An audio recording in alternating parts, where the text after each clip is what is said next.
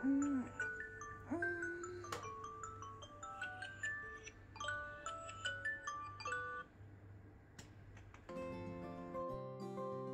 mga ka-beauty! Welcome po sa aking YouTube channel, Riza Manicurista OFW. Ako po si Riza, isang simpleng Pilipina, isang manicurista, at isang OFW na kasalukuyang nagtatrabaho dito sa Abu Dhabi, United Arab Emirates. Ginawa ko po ang channel na ito para ibahagi ang aking tunay na buhay dito sa abroad. Hindi lang bilang isang beauty worker, hindi bilang isang babae na may pangarap, may pinagdadaanan, at may pinangahawakang lakas para sa pamilya. Sa Pilipinas po ako nagsimula, doon ko natutunan ang pagmamanicure, pag-aalaga ng kuko, at kung paanong simpleng serbisyo ay kaya mong maibigay ng ganda at kumpiyansa sa kapwa.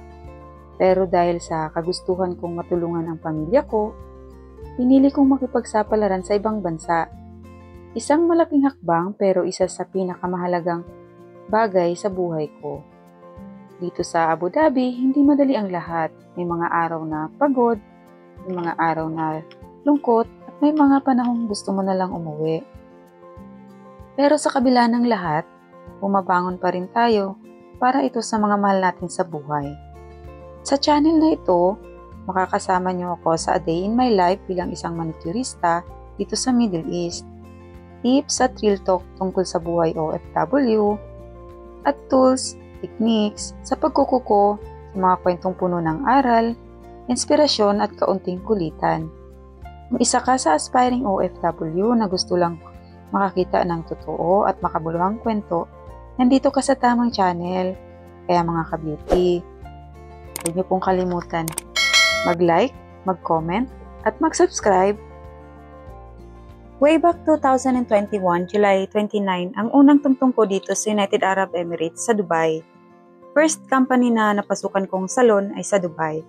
Sa susunod na mga video ko ay ibabahagi ko din sa inyo kung paano ako nakapag-apply dito at ano-ano ang mga requirements para makapag-umpisa ka, mga ka-beauty. Sa napasukan kong salon ngayon, which is halos magdalawang taon na ako sa company na ito, ito ay pangalawang company ko na napasukan simula na nag-abroad ako. Mga ka-beauty, may dalawa kaming shift sa salon from 10 AM to 7 PM and 1 PM to 10 PM. Ka-beauty, pang second shift ako niyan kaya 10 AM na ako nagising sa umaga. 12 PM nga pala ang sundo ko niyan sa company service namin. Before 1 PM, dapat andun na kami sa salon.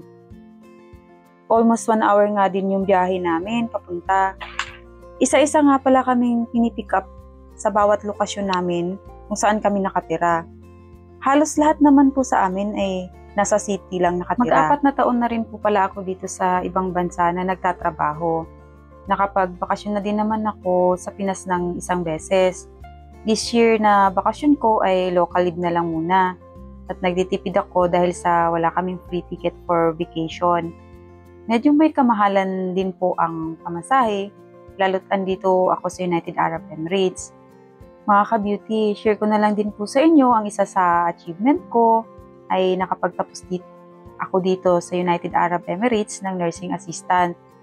Nag-aaral ako tuwing day off ko habang nagtatrabaho. So wala naman pong imposible sa taong may sipag at dedikasyon sa buhay. Pangarap ko po kasi noon na makapag-aral ng college. Sa hirap ng buhay ay dahil sa naging breadwinner na rin po ako sa family ko, kaya mas pinili ko na rin pong pag-aralin ng mga kapatid ko habang nagtatrabaho po ako. Back and forth namin sa biyahe from salon nga pala ay almost 3 hours din, lalo pag traffic o di kaya may ilang minuto kaming overtime sa salon. Kaya naman, nasasayangan ako sa oras. Why not sa mga time na ito makapag-edit ng vlogs ko at makapagbigay ng inspirasyon sa mga ka-beauty natin dyan na gusto din mag-abroad.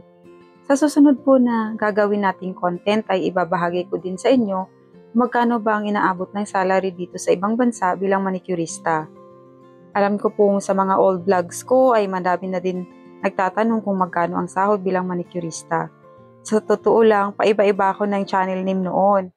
Dati, Riza Pangantihon na naging Pinay Inday sa Dubai.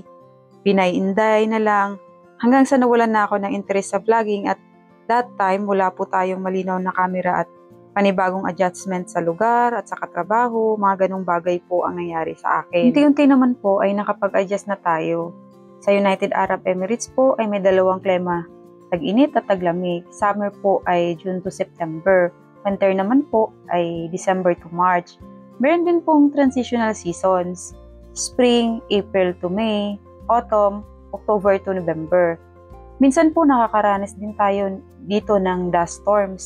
Bihira nga lang dito na may ulan, baka isa o dalawa sa isang beses po sa isang taon. Noong nakaraang taon po ay nagkaroon ng malakas na pag-ulan dito sa United Arab Emirates na nagdulot ng pagbaha at sa mga mabababang lugar. Pagkadating po namin sa salon, kinakailangan na mag-time in po tayo mga ka-beauty.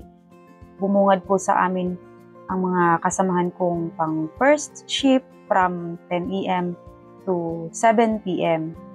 Kanya-kanya kaming pag-aayos sa mga sarili namin. Bawal po tayong nakalugay ng buhok sa trabaho maliban sa mga hairdresser namin at iba pang staff. Kapag ka manicurista at grooming ay kailangan nakapuwid o hindi po nakalugay ang ating mga buhok. Yung iba naman po ay nagsipagkainan na ng kanilang mga breakfast o di kaya ay lunch. Sa salon po namin ay kapag ka free ka at wala kang kliyente at kapag feel mo na nagutom ka na, ay maluwag naman po na pwede naman po kaming kumain. Bawal po tayong mag-video habang gumagawa sa client at nasa bansa po tayo ng Middle East. Ladies salon nga po pala ako pumapasok mga ka-beauty. Halos lahat po ng client namin ay nakabalot at sila yung mga nakaabaya. 9 hours po duty namin sa salon, kasama na po yung break time. Pagka wala naman kaming client ay maluwag naman sa napasukan ko, pwede kaming kumain ng kahit anong oras at pwede kaming magsanay sa loob. Thanks God at lagi naman kami may client. Honestly, dito sa lugar ng salon namin, puro lokal po andito at medyo malayo na ito sa city ng Abu Dhabi. Kumbaga nasa province na yung salon na pinapasukan ko at dito hindi po uso ang tip. Yes po, bihira kami magkaroon ng tip. Siguro sa isang buwan meron isa o dalawa. Nasanay na din po kami sa ganun. Sa Dubai or sa city po kasi madaming client ang nagbibigay ng tip.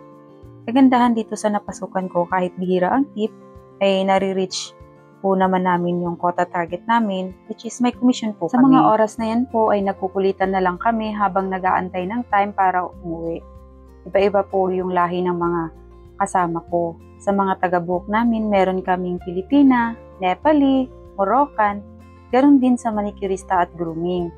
Pero mga ka-beauty, alam niyo ba na ang hinahanap at gusto ng mga client dito sa United Arab Emirates ay ang mga Pinay? Maliban sa masayahin tayo at malinis at maayos tayo gumawa ng nails. But real talk din po tayo, hindi po lahat ng Pilipina ay gusto nila. Kasi yung iba, mabibigat yung kamay at attitude pa.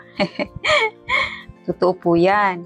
Base po yan sa mga na-experience ko dito sa United Arab Emirates. Ang time na namin, 10 PM na po yan. Biyahe na naman. Kasanayan lang din naman, halatang masaya naman po ako sa company na napasukan ko.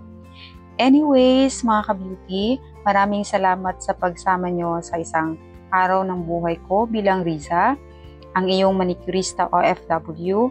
Kung nagustuhan nyo po ang video, huwag po niyong kalimutan mag-like, comment, at mag-subscribe para sa mas marami pang kwento, tips, at inspirasyon mula sa ating OFW.